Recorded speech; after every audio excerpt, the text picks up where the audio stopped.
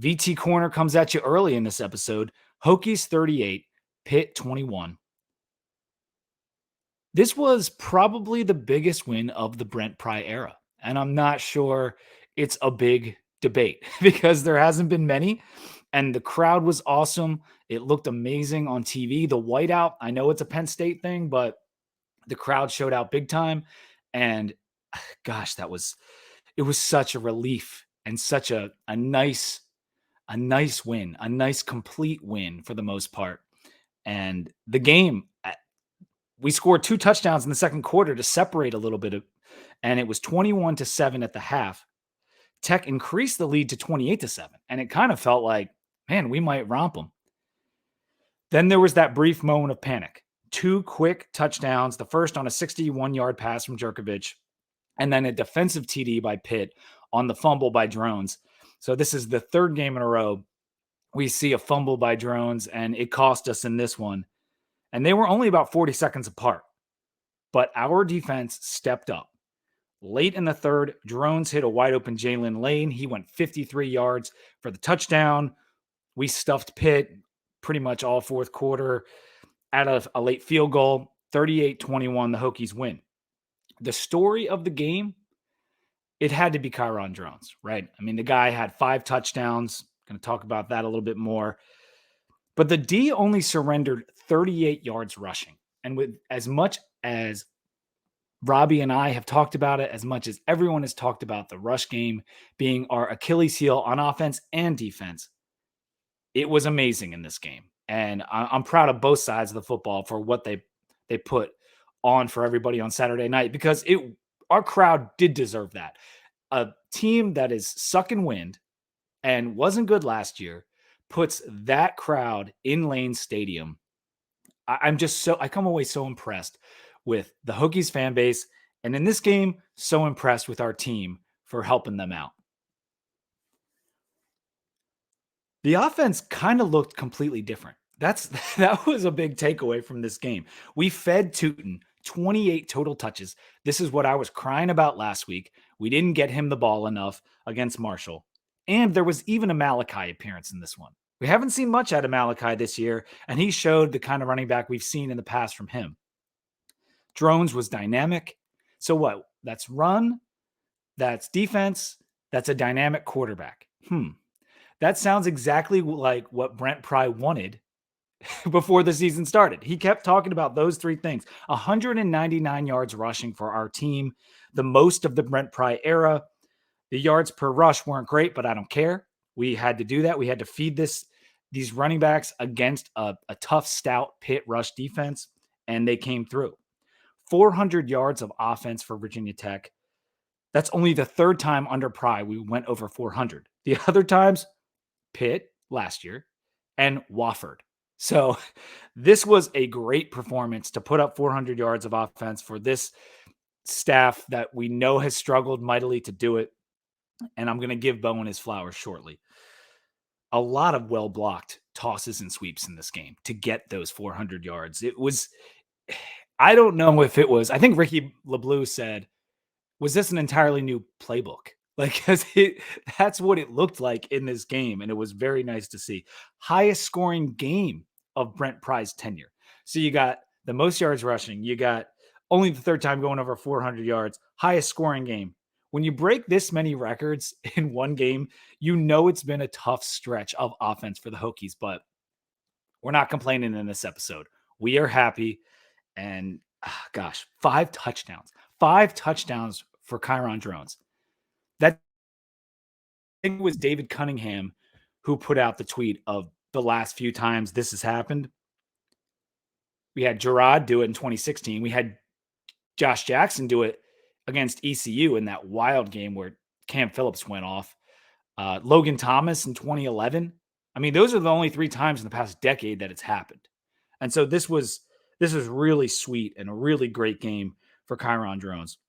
His QBR was 89.7, 15th highest in the country for the weekend. That's 112 quarterbacks. There was a number of buys. 112 quarterbacks.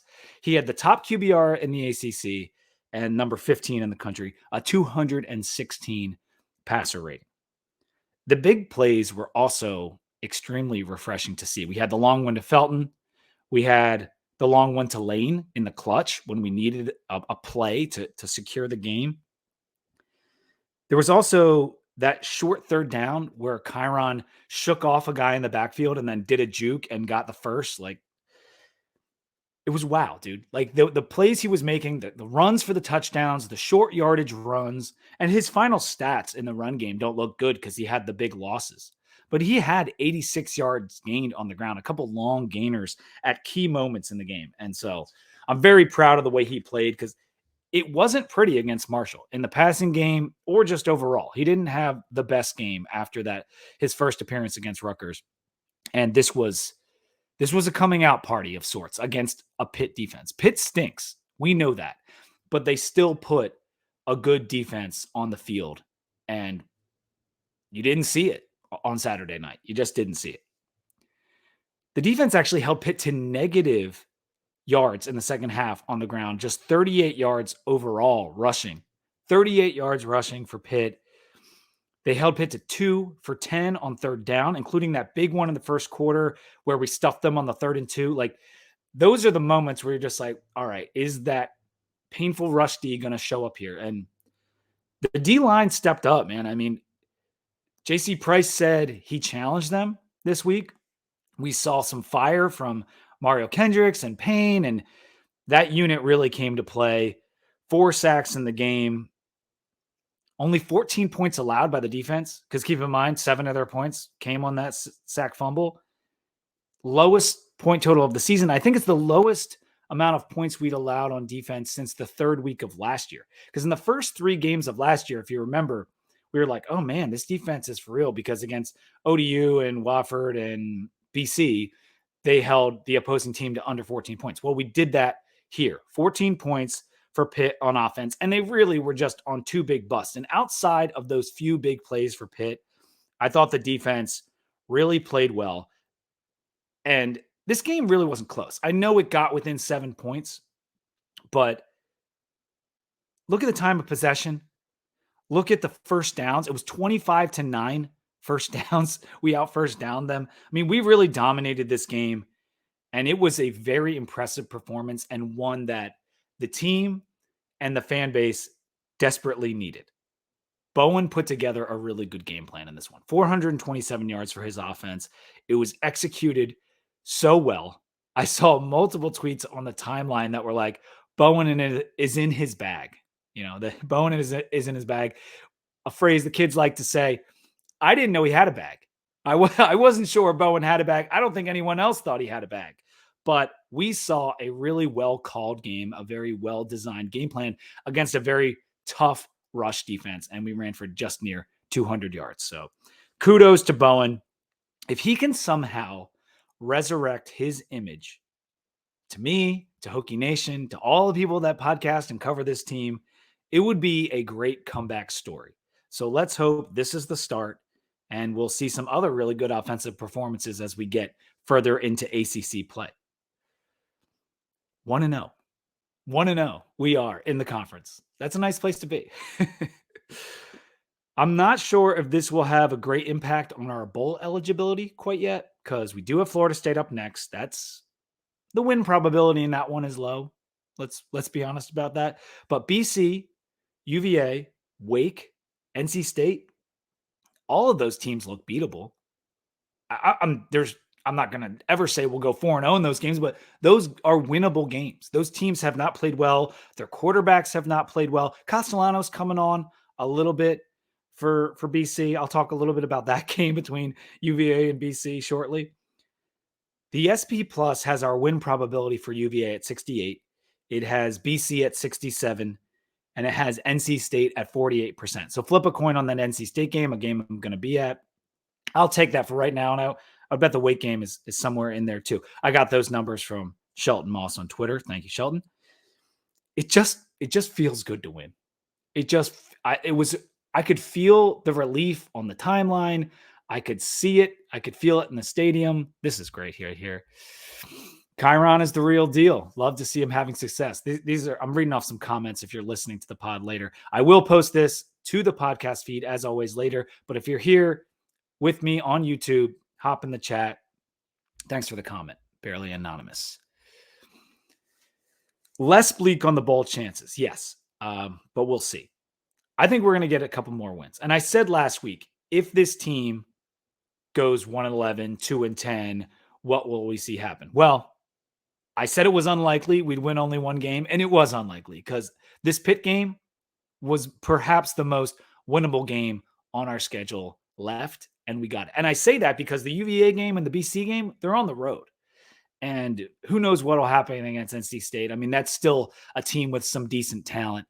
And but whatever. Let's talk a little bit more about this game. We got a comment here from Les Hodges. Almost looked like someone totally different calling plays on offense. So kudos to Tebow for figuring things out. Go Hokies. Yeah, my sentiments exactly.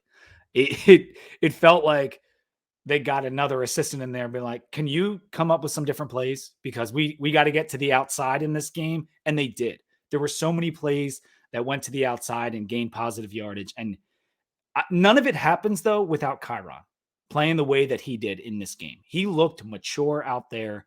He looked calm even after his mistake. And that is a testament to just facing adversity and overcoming it. And he did that. We're going to talk more about the Pitt game and the FSU game coming up on our show later this week, but Jordan Travis is a little banged up, right? And I joked about how Tom and Bill said they should sit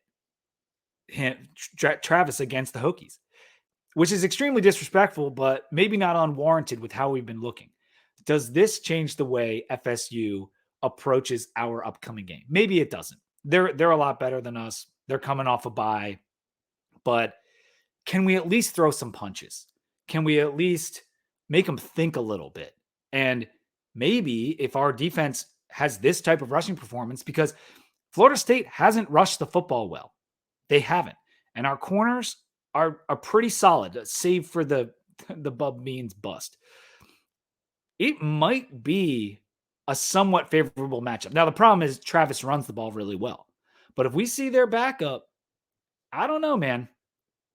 We could potentially keep it tight. I'm not starting the lies. I'm just being realistic. If we can build on this performance, if we get this team that we saw, there's a chance that we could not embarrass ourselves in Tallahassee. And that's really what we all want, is just go down there, no injuries, don't embarrass ourselves, come home and get some more wins in ACC play. Before I talk about our sponsor, I did just want to show off the shirt. I got the Pride Gets It shirt on. Yes, I ordered this over the summer. It was a one-off on Etsy. I wanted to see how it looked with the photo. It was super cheap. I'd give it a try. Haven't been able to wear it with any pride, pun intended, until now. So I got the Pride Gets It shirt on. Not sure how many more appearances it'll make, but I'm enjoying it today. It's silly. That's all that is. Pardon me. As I said at the top of the show, College Football Monday is brought to you by McCoy's Auto Repair in Radford. Who doesn't love supporting a local, family-owned and operated business? That's exactly what you get with McCoy's. Established in 1980, they offer full service, including major and minor repairs. They also do oil changes, state inspections. I'm always looking for spots, like a good, trustworthy spot to get my oil change and do my state inspection. So that's clutch. Engine, transmission repairs or rebuilds, diesel repairs, fleet service work. They also sell just about any brand of tires. So you can go there for all your tire needs and even have the option to pick up and drop off your vehicle if you can't make it there with work. So head to McCoy's Auto Repair for all your vehicle maintenance needs or give them a call at 540-639-2933. You can also find them on Facebook. Easy to find Facebook page. I found it last night, no problem. Just like that old Hokie buddy of yours, McCoy's is a name you can trust. So head to McCoy's Auto Repair.